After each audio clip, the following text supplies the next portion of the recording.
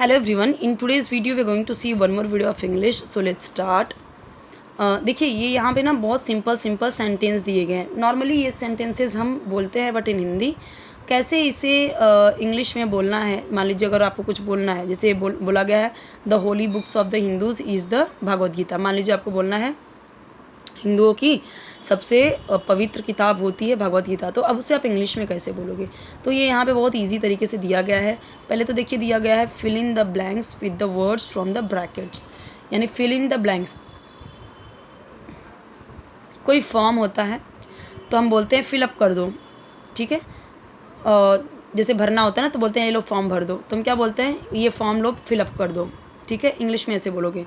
यहाँ पे वही बोला गया फिल यानी भरो, और जब ऐसे पहले वह भी दे दिया गया तो यहाँ पे क्या होता है कमांड दिया जाता है. फिल, रीड, राइट वो सब होता है. फिल इन में द ब्लैंक, ब्लैंक यानी खाली जगह या खाली स्थान. विद यानी से, द वर्ड्स शब्दों, फ्रॉम से, ब्रैकेट्स यानी ब्रैकेट. ये fill in the blanks with the words from the brackets. The holy book of the Hindus is the holy यानी पवित्र, बुक यानी किताब, ऑफ यानी काके की, तो हिंदूज यानी हिंदुओं हो गया, इज़ यानी है क्या Bhagwat Gita. So the holy book of the Hindus is the Bhagwat Gita. तो हिंदुओं की होली बुक यानी होली यानी पवित्र बुक है भागवत गीता. अब इसी तरीके से चारों सेंटेंस सेम टू सेम है. और भी ऐसे बहुत सारे सेंटेंस आप खुद भी बना सकते हो. The holy book of the Muslims is the Quran. The holy book of the Sikhs is the Granth Sahib. देखो यहाँ पे अगर ये आपको नहीं समझ में आ रहा तो यहाँ पे देखो ग्रंथ साहिब, कुरान दिया है. The holy book of the Christians is the Bible. कभी कभी क्या होता है कि क्रिश्चियन की स्पेलिंग आपको जब बोला जाता है तो आपको लगेगा क्रिश्चियन की स्पेलिंग कैसे हो सकते है. तो ध्यान से देखो क्रिश्चियन की स्पेलिंग कितनी हार्ड है. सी एच है क के लिए, और यहाँ पे TI है च के लिए, तो हार्ड है थोड़ी सी. तो ये स्पेलिंग लर्न कर लो, ठीक है. इसे क्रिश्चियन नहीं पढ़ेंगे, क्रिश्चियंस बोलेंगे. ओके, इनका यही है स्पेलिंग. अब कुरान में कई सारे लोग सोचते होंगे कि KU होता है, KU नहीं, यहाँ पे भी देखो कि KO है. तो ये कुछ ऐसे वर्ड्स हैं जो हमें लर्न करने पड़ते हैं, तो वो लर्न कर लीजिए आप. आगे का देखते हैं हम. मैंने आपको एक सेंटेंस समझाया, ये 3 नहीं समझाया because these are same no. So no need to explain each and every sentence because I think it will be waste of time. Fill in the blanks choosing the correct words from the brackets. Fill in the blanks. तो blanks को भरो. choosing यानी choose करके, चुन के. fill यानी भरो. blanks यानी खाली जगह. correct यानी सही. फ्रॉम यानी से, ब्रैकेट यानी ब्रैकेट. ब्रैकेट क्या होता है, ये ब्रैकेट ही है, कोष्ठक. ब्रैकेट यानी कोष्ठक, ये जो कोष्ठक है. तो चलिए यहाँ पे दिए गए हैं, हम देखते हैं क्या है. ना picture is given. So this is a temple. अब मंदिर बोलने की ज़रूरत है क्या, क्योंकि सामने दिया है ना. तो बच्चों को हम पिक्चर के थ्रू ही तो समझाते हैं ताकि उनको इंग्लिश में ही सीखना पड़े, उनको हिंदी बताने की ज़रूरत ना पड़े. So this is a temple. यह है टेम्पल मंदिर.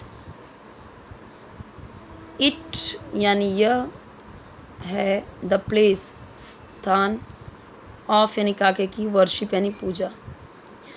यह पूजा का प्लेस है ऑफ द हिंदूज़. ऑफ यानी काके की, जैसे बन जाए आपको हिंदूज़ के या हिंदुओं के, तो ये हिंदुओं का पूजा स्थल है. अब अगर मैं बोलूँ प्लेस ऑफ वर्शिप तो यानी कि पूजा स्थल, ठीक है, या पूजा करने की जगह है, आप कुछ भी बोलो. प्लेस का मतलब होता है स्थान, वर्शिप यानी पूजा.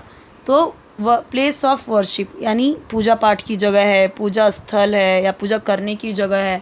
अब आप अपने हिंदी में अपने तरीके से आप कुछ भी बोलो, लेकिन प्लेस ऑफ वर्शिप यानी क्या, same cheese.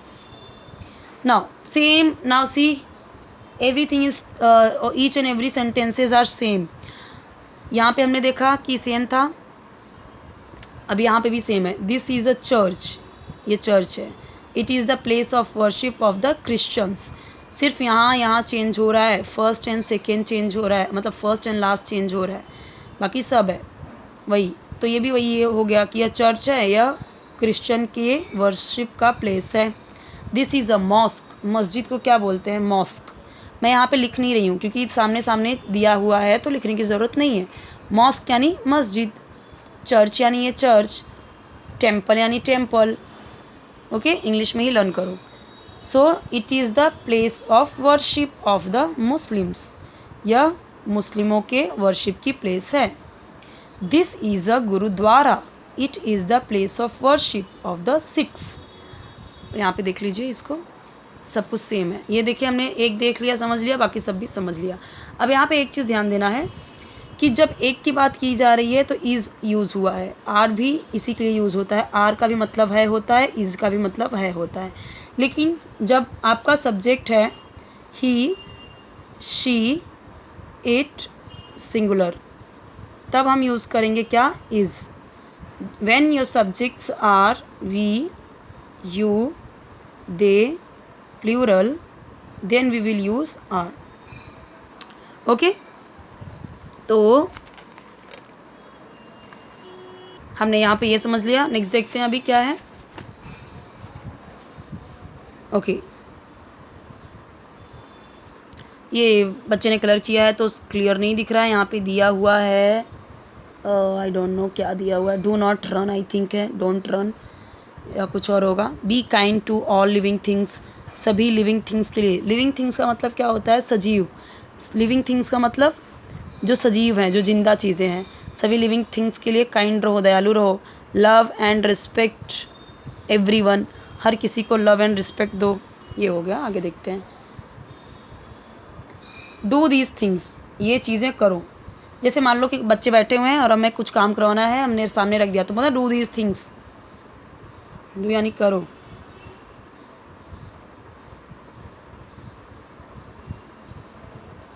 Pray every day to God, pray यानी प्रार्थना करो। एवरी डे, हर रोज़। टू गॉड, भगवान की।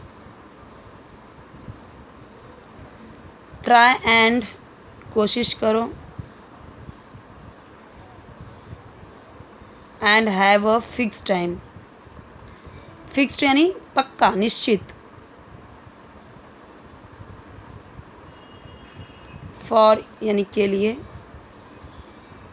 इसके। Try and have a fix time for it. Pray every day to God, हर रोज़ भगवान की प्रे करो और इसके लिए एक निश्चित समय बनाओ। क्या बोला गया है? ट्राई एंड हैव, कोशिश करो और रखो। हैव अ फिक्स टाइम, एक फिक्स टाइम फॉर इट, इसके लिए एक फिक्स टाइम रखो, चाहे सुबह शाम, एक टाइम तो रखो भगवान के लिए प्रे करने को। आस्क योर पेरेंट्स, अपने पेरेंट्स को कहो। आस्क यानी कहो। योर पेरेंट्स, अपने पेरेंट्स यानी माता पिता। टू टेल, कहने को। यू यानी तुम्हें। अ लिटिल, थोड़ा। अबाउट यानी के बारे में। योर यानी तुम्हारे या अपने। ओन यानी खुद के। रिलीजन यानी धर्म। क्या बोला गया? Ask your parents to tell you a little about your own religion. अपने पेरेंट्स को क्या कहो कि अपने खुद के रिलीजन के बारे में थोड़ा तुम्हें बताएं। टेल यानी कहने को, बताएं। Ask your friends about their favourite festival. Ask your friends यानी अपने फ्रेंड्स को पूछो या कहो। आस्क यानी पूछो या कहो अपने फ्रेंड्स को। अबाउट यानी वही के बारे में। देयर यानी उनके। फेवरेट यानी प्रिय या पसंदीदा। फेस्टिवल यानी त्यौहार। अपने फ्रेंड्स को उनके फेवरेट फेस्टिवल के बारे में पूछो। वेन एवर, जब कभी, ऐसे नॉर्मल हम बोलते हैं ना, जब भी मैं उदास होती हूँ, when ever I feel sad, when ever I feel happy, जब कभी मैं खुश होती हूँ। यू विजिट, तुम विजिट करते हो, विजिट यानी जाते हो कहीं पे, विजिट करते हो। एनी यानी कोई, प्लेस ऑफ वर्शिप यानी पूजा स्थल पे या पूजा करने वाली जगह पे, मैं पूजा स्थल लिखती हूँ। सी, okay, whenever you visit any place of worship, see to it that you are quiet and respectful. see, देखते हो, to it यानी इसे, कि तुम हो, quiet यानी शांत और सम्माननीय। ओके, तो कहीं पे भी आप पूजा स्थल पे जाओगे तो देखोगे कि आप अपने को फील करोगे कि एकदम शांत रहोगे, रिस्पेक्टफुल रहोगे। ठीक है, ये हो गया। All religions are good, respect all religions, respect all holy books, वही रिस्पेक्ट करो यानी सम्मान करो, पहले ही वर्ब दे दिया है यानी आपको कमांड दिया जा रहा है। रिस्पेक्ट ऑल यानी सभी, होली यानी पवित्र बुक्स की। रिस्पेक्ट ऑल रिलीजन्स, रिलीजन्स यानी धर्म, रिस्पेक्ट यानी सम्मान करो। ऑल रिलीजन्स आर गुड, सभी धर्म, आर यानी है, गुड यानी अच्छे।